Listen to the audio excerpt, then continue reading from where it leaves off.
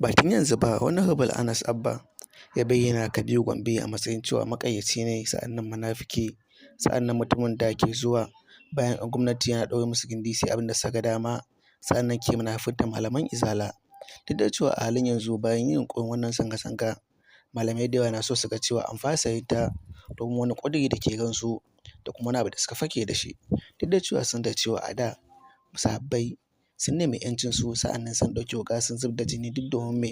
Domin su ƙwaci 'yancinsu, su kare kansu daga azzaluman shugabanni da kuma zaluncin da ake musu. Amma mu da yake ana mulkin dimokuraɗiyya, masanan ta ba mu 'yancin cewa mu yi zanga-zanga. Amma menene abin da ya sa malamai ke fakewa suka cewa sun yi yunƙuri sun hana wannan zanga-zanga domin su kare waɗannan azzaluman shugabanni?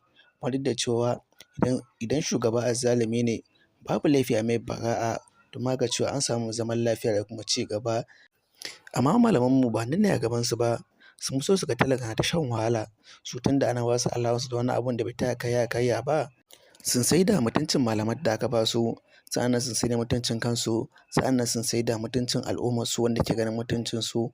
A halin yanzu komai ya zo ƙarshe, mun gane munafukan malamai da kuma 'yan gaske malamai wanda suke koyar da addini da gaske ba wai da wasa ba.